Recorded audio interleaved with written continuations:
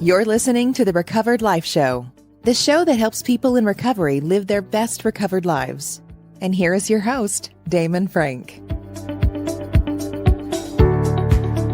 Welcome back to the Recovered Life Show. We're talking about grief and how it can affect your recovery. My guest today is Marcie Reznik. Marcie is a life coach that is passionate about helping her clients discover their true potential and guiding them towards success. She believes that everyone has the power to create the life they desire, and her role is to provide the tools and support necessary to make that happen. Welcome to the show, Marcie. Thank you so much for having me. Thank you for coming on. Interesting topic today, grief. Look, everybody at some point in their life is going to experience the feeling of grief. Can we talk about grief a little bit? Kind of what is it, just to kind of set this up? Because I know as a life coach, you deal with people who are going through the grieving process. That could be a death, that could be a life change, whatever that might be. Can you kind of define grief and that feeling of grief and kind of what grief is all about?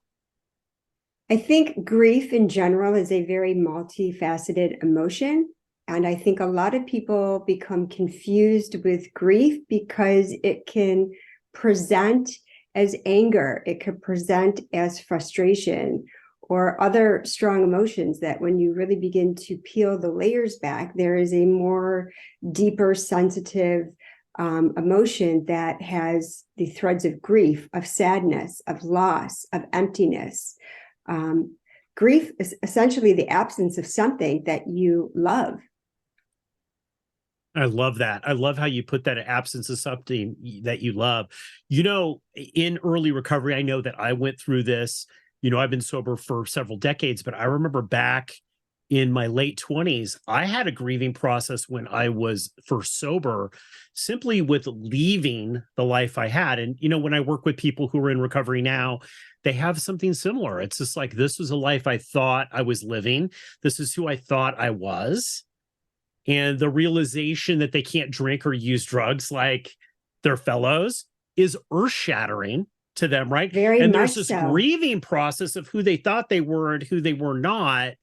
You know, I think a lot of people consider that fear, right? Like you were talking about it manifests as other emotions. You know, can you talk about that, like those feelings that go along with the grieving process and maybe the realization that somebody might have that they're suffering from grief? Like, what are the signs and symptoms that somebody might be suffering from grief? I think that a lot of times people who are suffering from grief can present feeling overwhelmed, having an overwhelming feeling about something, or anxious, or a sadness that, you know, sometimes is really grief, but they can't put their finger on it, because I think that the way grief is defined in our everyday life, because there's so many facets to it. You know, the loss of a toy for a child could be grief.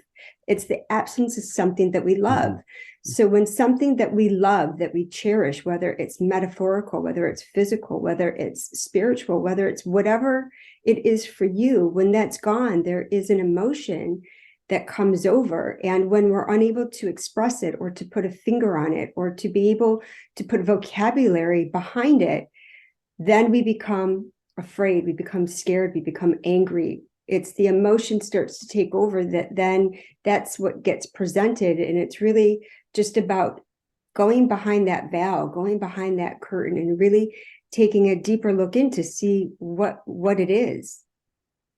How did you get into this? How did you get into working with people and grief? Oh boy. Did you go through your own process of loss? I am adopted and could never figure out why, as somebody who presents very happy and cheery, I always had this sadness to me. And I never realized that as a newborn baby coming into the world and suffering the most traumatic loss of what I knew at that time to be something that I was connected to, that I was taken away from, I never learned how to grieve it.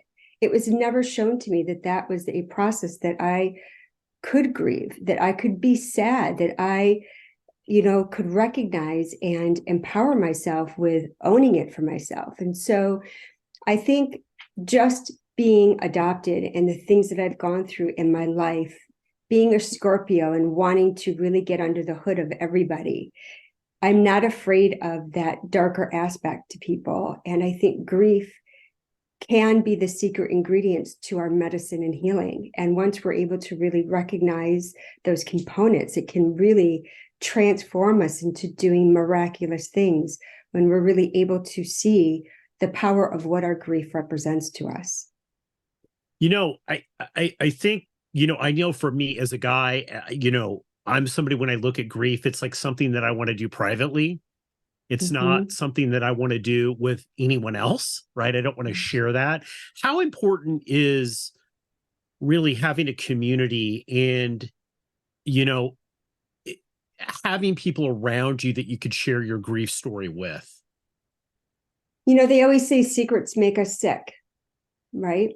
So I think that grief is one of those things that when you are in the right space, whether it's, a community, whether it's friendships, whether it's people or peers that can really see you and hold that space for you, I think it's really important because it begins to release that, that thing that keeps us heavy. And the more that we're able to talk about it, the less effect it has on us because we're letting it go. We're moving through it. We're learning how to heal it. We're learning how to forgive it. We're learning so many other things that go along with what grief represents, what it is for us, and learning how to really alchemize it into a different emotion that we can create a new normal around. That's really important. When people are going through the grieving process, I know, especially in addiction recovery, I've known a lot of people that are in early recovery that have lost people, and they're going through this identity crisis of living a sober life, which they've never done before, this loss of everyone. I mean, I know I had, when I first got sober, I was one of those people who lost everything. So looking back, Marcie, I know it's like, it is God doing for me what I couldn't do for myself. I have the perspective of that now, but during the period of time, it was a great, because everybody was like peeling away from me. I was losing everything. And this is very common in the recovery process. I applaud that now. Like when I work with other people, I'm like, oh man, like God really is intervening here and really leveling the playing board for you so you could really create something amazing, right? At the time, you don't look at it like that. And it seems that grief will have a never-ending timetable, meaning I think the big question that people have with grief is like, okay, how long will I be grieving? How long is this going to take? I think that in my own personal and professional opinion, I think that grief shouldn't have a time limit because grief can show itself in so many different ways and it doesn't have to be a negative attribute. Grief can be really beautiful too. And I think that when we put it into a component or a box with a time limit on it, it's a disservice because it can be a component to some really powerful things. Look at what people have done with their grief with music. In the arts, I mean, some of the most beautiful things are created from this emotional powerhouse that can really benefit us and move us and charge us in a way that wants us to grow and to fulfill and to really blossom. So I think that a lot of times when we begin to put a time limit on what grief is, you're really doing a disservice to the beautiful part of it. Yeah, I think, that's great. There is an opportunity in everything, and there is an opportunity in grief to create something new, right? In that void of loss. How do coaches, therapists and stuff, how do you help people work through that grief process? What's that like? So if there's somebody that's out there that's suffering, they just can't seem to get out of that grief cycle, They're just in that. And it's been years maybe, and they just can't seem to get any traction. What does that process look like when they go to somebody to work with them to get out of this? As a life coach with me, my job is to pull out of the individual client the answers that they have inside of them that they're just not asking the right questions about.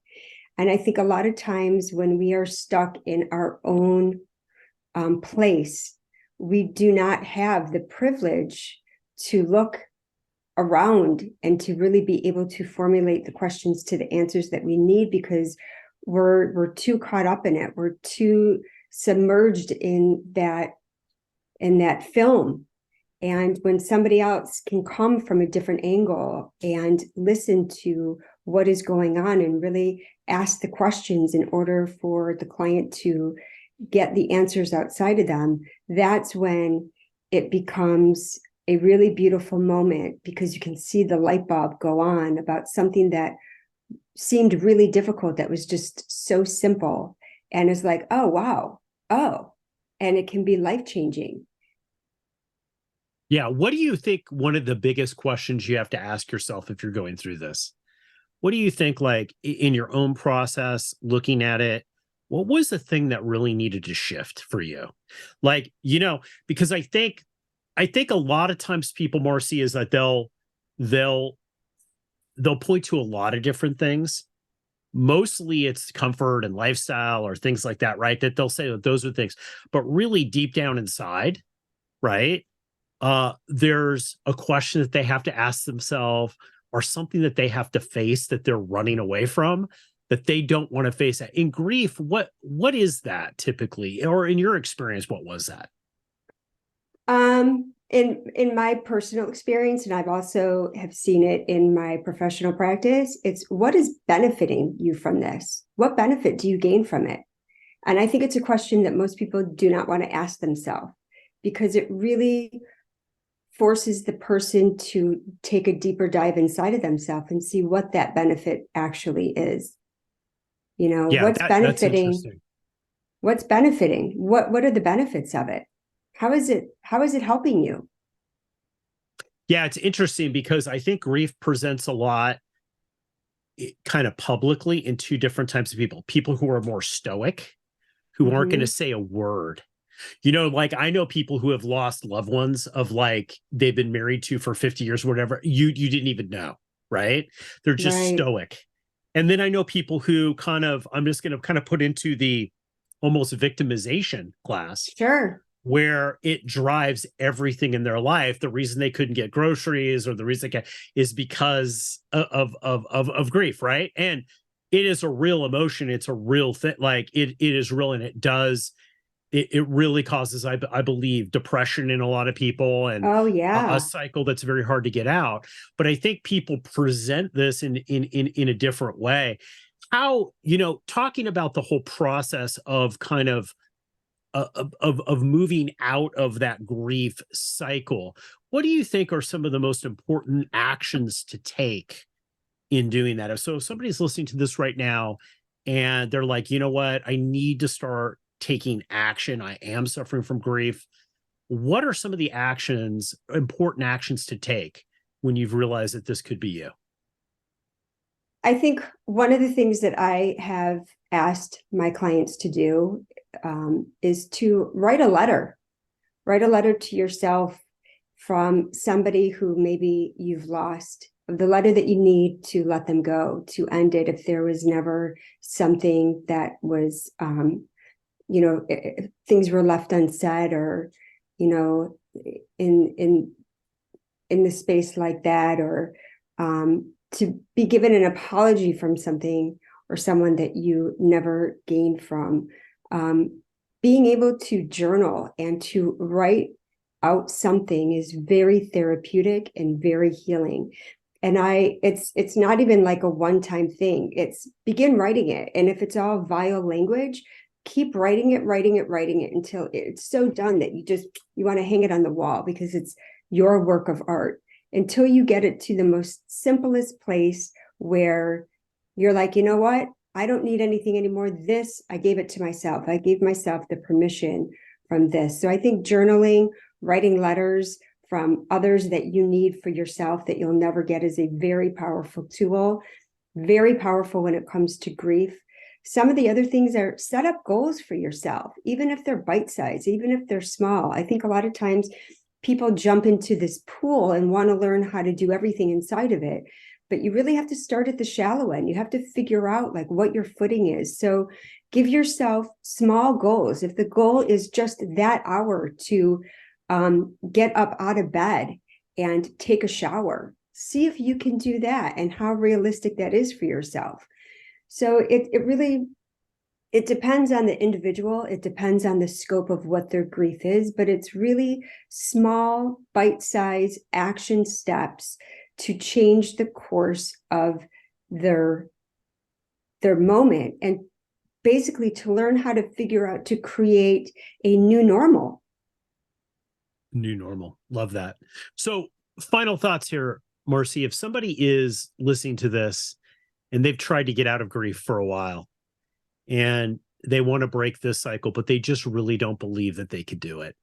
They're just like, you know what? I've tried. It hasn't happened. What would be your message to them? I think doing it alone is very difficult. Isolating yourself is very difficult. Keeping it to yourself is very difficult. So if you have tried to work through your grief, maybe finding a platform or an outlet that is going to support, that's going to see you, that is going to help partner and cultivate the right environment for the emotional components to be shared, to be poured out, and then to figure out how that is going to be made into the secret ingredients that becomes the medicine for healing. And I think it's really important that people start to really look outside and ask for help. And there's nothing wrong with getting support. There's nothing wrong with finding a life coach, finding a grief coach, finding a counselor, finding somebody that can help really see and hear them in that moment and offer them the support that they're looking to gain. I love that. Guys, we're going to put links to how you can get a hold of Marcie Reznik in the show notes here. So you could just click on those and connect with her. Marcie, thank you so much for coming on the Recovered Life Show today. Thank you so much for having me. This was a lot of fun and a topic that a lot of people don't want to talk about. So I'm grateful that you brought this topic up, and I really enjoyed being a part of your platform. Absolutely. Thanks for sharing your insights. Sometimes addiction recovery can be a lonely battle, but you don't have to fight it alone. At Recovered Life, we're dedicated to helping you live your best recovered life. And that's why we're inviting you to subscribe to our free weekly newsletter. Every week, we carefully curate exclusive content from leading minds in addiction recovery, mental health, and all things important to the recovery lifestyle. Stay in the know with the latest news about addiction and get exclusive invitations to special recovery-focused events and explore insights tailored to support recovery from alcoholism, drug addiction, codependency, disordered eating, dysfunctional family dynamics, gambling, and so much more. With our newsletter, each week becomes an opportunity for growth, healing, and taking a step closer to the life you deserve. Take your first step towards a brighter future today. Go to recoveredlife.us and subscribe for free. Sign up now at recoveredlife.us.